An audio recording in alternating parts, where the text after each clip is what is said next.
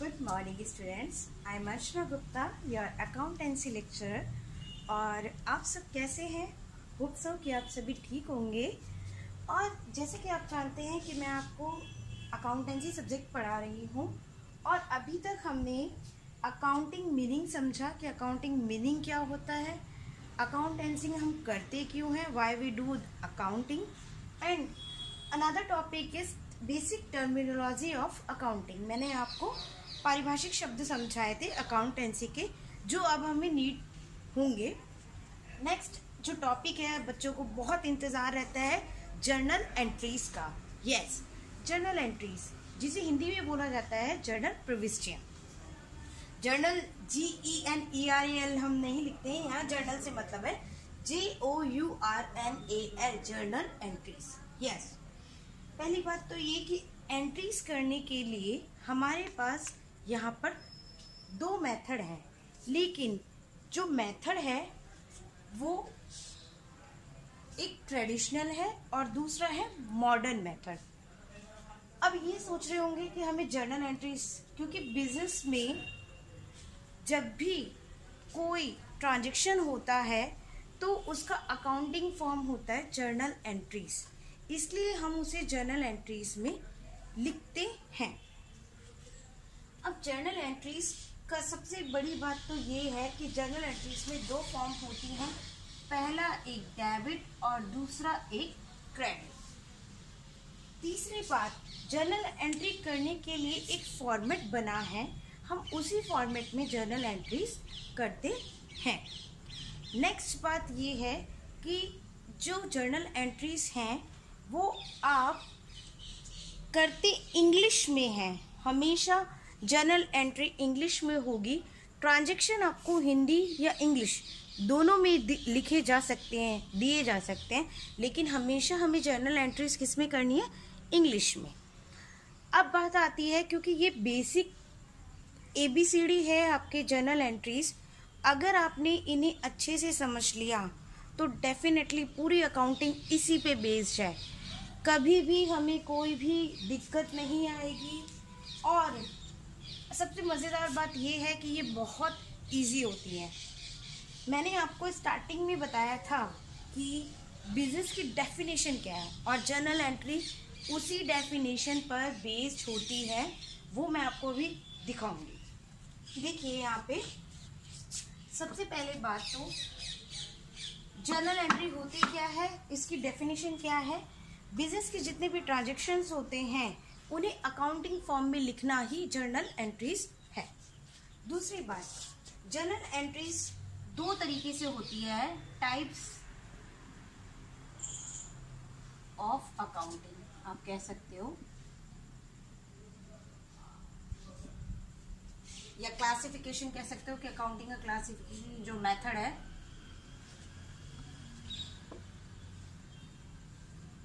आप मेथड कह सकते हो, मेथड ऑफ अकाउंटिंग। ठीक है, ये दो तरीके से होती है। पहला आपका होता है ट्रेडिशनल अप्रोच, ट्रेडिशनल मेथड। दूसरा आपका होता है मॉडर्न मेथड।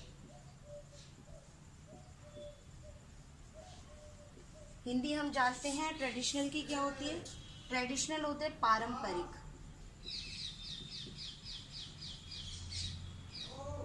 तरीका, और मॉडर्न होता है आपका आधुनिक तरीका।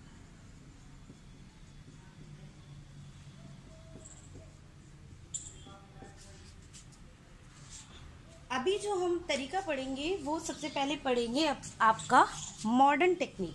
यस, ट्रेडिशनल टेक्निक, मैं आपका पारंपरिक तरीका, पहले आज हम वो पढ़ेंगे। देखिए पारंपरिक जो मेथड है उसमें क्या होता है,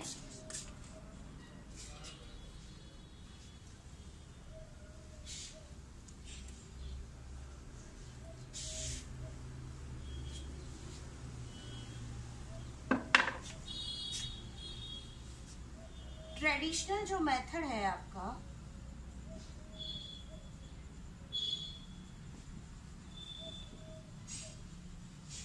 इसमें अकाउंटिंग के लिए 3 अकाउंट बनाए गए हैं। पहला बनाया गया है पर्सनल अकाउंट, दूसरा बनाया गया है आपका रियल अकाउंट, और तीसरा बनाया गया है नॉमिनल अकाउंट। मैं आपको इसके हिंदी नेम बता देती हूँ बिकॉज ऑफ दैट कि हमें हिंदी और इंग्लिश दोनों पता होने चाहिए। ये व्यक्तिगत खाता कहते हैं इसे। अकाउंट, मैंने अकाउंट का शॉर्ट फॉर्म लिखा है। अकाउंट क्या है पूरा, ACCOUNT, और इसको मैं क्या लिख सकती हूँ, अकाउंट। ठीक है, तो ये मैंने शॉर्ट फॉर्म लिख के दिखाई है आपको। रियल अकाउंट जिसे हम कहते हैं वस्तुगत खाता।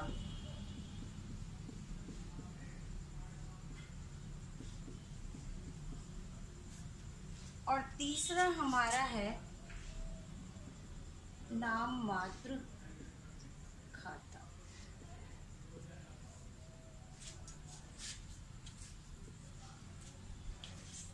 आपको सबसे पहले तो ये समझने वाली बात है कि मैंने आपको बोला जो अकाउंटिंग है वो बिल्कुल आपके बिजनेस के डेफिनेशन पर ही बेस्ड है, और आप देख रहे होंगे कि ये अकाउंट भी उसी चीज़ पर बेस्ड है। पहली बात तो ये कि पहला हमारा जो खाता है वो क्या है, पर्सनल अकाउंट। पर्सनल अकाउंट का मतलब है व्यक्तिगत खाता। यस, बिजनेस क्या बिना व्यक्ति की किया जा सकता है? नहीं। तो व्यक्तियों द्वारा लेन देन होना बिजनेस में मैंडेटरी है। बिजनेस को चलाने के लिए व्यक्ति का होना जरूरी है, बिजनेस अपने आप नहीं चलेगा, इसलिए बिजनेस में व्यक्तिगत खाता बनाया गया। Real account, yes, real account वो अकाउंट होता है जिसे हिंदी में मैंने बोला है वस्तुगत खाता। यस, अगर बिजनेस चलाने वाले व्यक्ति हैं तो बिजनेस में बेचे जाने वाली चीज क्या होती है, एक सामान, एक निर्जीव वस्तु, एक मूल्यवान वस्तु। तो आप देखिए किसी वस्तु के लेन देन के बिना क्या बिजनेस की जा सकती है? कोई सर्विस, अगर कोई व्यक्ति, जैसे होटल्स हैं वो सर्विस प्रोवाइड करा रहे हैं, तो वो यहाँ पे क्या है, उसके लिए जो मटेरियल आया है कोई सर्विस प्रोवाइड कराने के लिए, तो वो यहाँ पे क्या है, वस्तुगत।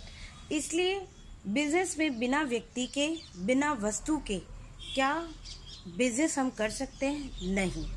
नेक्स्ट और लास्ट है आपका नॉमिनल अकाउंट, जिसे हिंदी में बोला जाता है नाममात्र खाता। इसका मतलब ये होता है, नॉमिनल अकाउंट होते हैं आपके लाभ, हानि, खर्चा, ठीक है, इनकम। क्या बिना खर्चे के, क्या बिना इनकम के बिजनेस हो सकता है? नहीं। अगर कोई व्यक्ति कोई वस्तु बेचना चाहता है तो वो बिजनेस क्यों कर रहा है? लाभ कमाने के लिए, है ना। और अगर लाभ कमाएगा तो कुछ खर्चे भी वो करेगा, तो इसके लिए स्पेशली एक अकाउंट बनाया गया है, वो क्या है, हमारा नॉमिनल अकाउंट। तो हमें ये माइंड में रखने की जरूरत नहीं है कि अकाउंट कौन कौन से होते हैं, 3 नहीं। बिजनेस की डेफिनेशन हमें पता है, हम अपने अकाउंट भी जानते हैं। देखिए पर्सनल अकाउंट में हम किसी व्यक्ति का नाम ले सकते हैं, जैसे राम है, मोहन है, सोहन है। यहाँ पे मैंने लिखा है एक देनदार और नेक्स्ट लिखा है लेनदार, जिसे इंग्लिश में डेटर और क्रेडिटर बोलते हैं। आप सोच रहे हैं उनका नाम मैंने क्यों लिखा। अगर हमने किसी व्यक्ति को उधार माल बेचा है तो अकाउंटिंग में उसे हम डेटर ज़रूर बोलते हैं, लेकिन क्या है वो एक व्यक्ति। अगर मैं एंट्री करूँगी तो मैं क्या एंट्री करूँगी कि मोहन को उधार माल बेचा। इसका मतलब क्या है, मोहन ही एक व्यक्ति है, वो क्या है हमारा डेटर। तो उधार माल बेचने की एंट्री में क्या करूँगी, मोहन अकाउंट डेबिट टू, मैं आपको सिखाऊंगी अभी। तो इसलिए मैंने डेटर को भी क्या माना है, पर्सनल अकाउंट, क्योंकि वो एक व्यक्ति है, माल खरीदने वाला और माल बेचने वाला। नेक्स्ट है रियल अकाउंट। रियल अकाउंट आपका होता है वस्तुगत। मैंने आपको बताया वस्तुगत में हम लिख सकते हैं फर्नीचर, स्टॉक, बिल्डिंग, लैंड, भवन, जो भी ऐसी व्यक्ति ऐसी चीज़ जिसका हम यूज़ करते हैं, जो बिजनेस में काम आती है, बिजनेस को प्रोड्यूस करने के लिए मशीनरी है, बिल्डिंग है, लैंड है, ये सारी चीज़ें क्या है, वस्तुगत, क्योंकि ये वस्तु होती हैं, ये निर्जीव चीज़ें हैं। नेक्स्ट है आपका नॉमिनल अकाउंट, जिसे हम बोलते हैं नाममात्र खाता, और इसमें हम 4 चीज़ ऐड करते हैं: खर्चे, एक्सपेंस, हानि, लॉस, आय, इनकम, और प्रॉफिट, लाभ। मैं आपको इन चारों चीज़ों में भी डिफरेंस बताऊंगी। आपको लग रहा होगा खर्चे हैं तो वो एक लॉस ही तो है, नहीं, खर्चे और लॉस में डिफरेंस होता है, एक्सपेंस और लॉस में डिफरेंस होता है। ऐसे ही इनकम और प्रॉफिट में भी डिफरेंस होता है। एक्सपेंस जैसे क्या होंगे, अगर आपने बिजनेस में आपने किया है और आपने किसी व्यक्ति को रखा हुआ है, तो आप सैलरी पे कर रहे हैं, तो वो आपका क्या है, एक एक्सपेंस। तो जितनी भी एंट्री एक्सपेंस की होंगी वो कहाँ जाएंगी, नॉमिनल अकाउंट में। जितनी भी लॉस से रिलेटेड एंट्रीज होंगी वो कहाँ जाएंगी, नॉमिनल अकाउंट में। तो आज मैंने आपको ये 3 अकाउंट बताए हैं। इसके साथ आप इन अकाउंट के रूल्स मैं आपको कल समझाऊंगी, आप उन रूल्स को देखिएगा।